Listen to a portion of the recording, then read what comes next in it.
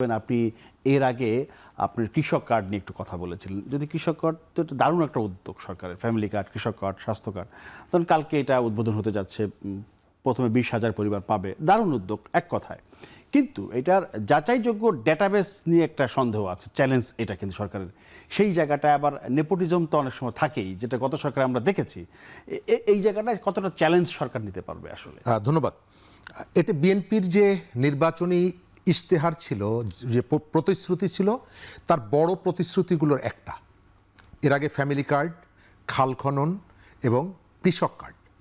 তো আমার কাছে এই যে কর্মসূচিটা অসাধারণ একটা কর্মসূচি, এগুলো করা দরকার। কিন্তু একই সাথে আমার কাছে মনে হচ্ছে যে নির্বাচনী প্রতিশ্রুতি পূরণের ক্ষেত্রে কোথাও কোথাও একটু তড়িঘড়ি একটা ভাব দেখা যাচ্ছে। একটা সরকারের যে ক্যাপাসিটি, নতুন 1.5 মাসের একটা সরকার, তার কিন্তু মানে ইন্টারনাল কতগুলো ম্যানেজমেন্টের ব্যাপার আছে।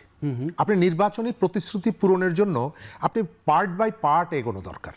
এবং আমার মনে হয় যে আপনি যদি কতগুলো জায়গায় সফলতার সাথে কাজটা শেষ করতে চান, তাহলে একটু যদি সময় নেন, ব্যাপারটাকে যদি গুছিয়ে আনেন, এর ভেতর থেকে মানুষ জিজ্ঞেস করবে যে আপনি কতগুলো, যে আমি প্রথম ফ্যামিলি কার্ডের প্রতিশ্রুতি ছিল, আমি সেটা সফলতার সাথে এগোচ্ছি।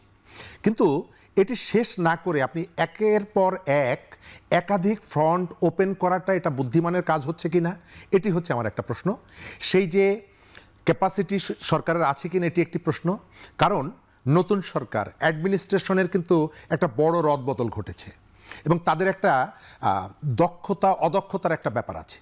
রাজনৈতিকভাবেও কতগুলো গুছিয়ে নেওয়ার ব্যাপার আছে। এই যে তালিকাগুলো করবেন, আপনি যে কথাগুলো বলছেন, আমরা কিন্তু অতটা ভালো না যে কথাগুলো আমরা শুনছি, যে আমরা একেবারে এগুলো বিতরণের ক্ষেত্রে কোনো রাজনৈতিক পরিচয় দেখব না। দুদিন পরে কোনো না কোনো জায়গা থেকে এক ধরনের বিতর্ক তৈরি হলেও হতে পারে, কারণ এটা হচ্ছে আমাদের ট্র্যাডিশন। তো এই জায়গাটায় সরকারের উদ্যোগটা ভালো, কিন্তু তার যে রাজনৈতিক এবং প্রশাসনিক যে ক্যাপাসিটি, তাতে এটা প্রপারলি ম্যানেজ করতে পারবে কিনা, এটি একটি সংশয় আছে। আশা করব সে করুক, কিন্তু খুব এটাকে নজরে রাখতে হবে। তৃতীয়ত, তো আপনি যেটা যথার্থ বলেছেন যে সিলেকশন প্রসেসটা কি, এখানে কিন্তু অনেক সময় দেখা যায়, আমরা এখনো দেখছি মুক্তিযোদ্ধা তালিকায় ভুয়া মুক্তিযোদ্ধা যেখানে ঢুকে পড়ে। আপনার ওই যে ঘর যখন দেওয়া হচ্ছিল শেখ হাসিনার সময়, সেটি একটা ভালো উদ্যোগ ছিল, ভালো একটা উদ্যোগ ছিল। কিন্তু ভালো উদ্যোগগুলো আমাদের এখানে কিন্তু শেষ পর্যন্ত আমরা রাজনৈতিক সরকারগুলো যেমনিভাবে তার প্রান্তিক নেতাকর্মীদের সহযোগিতার উপরে নির্ভর করতে হয়, আবার ওই প্রান্তিক নেতাকর্মীরা কিন্তু এক ধরনের ডিজাস্টার ঘটিয়ে ফেলে ভুল তথ্য দিয়ে। সুতরাং এটা করতে হবে। তবে আমাদের বাংলাদেশের অর্থনীতিটা, বাংলাদেশটা টিকে আছে 3 গরিবের উপরে ভিত্তি করে। 1, গ্রামের গরিব কৃষক। 2 নম্বরে হচ্ছে তার মেয়েটা যে গাজীপুরে গার্মেন্টসে চাকরি করে। 3 নম্বরে হচ্ছে তার ছেলেটা যে ওই যে ভূমধ্যসাগর পাড়ি দিয়ে স্পেনে গেছে।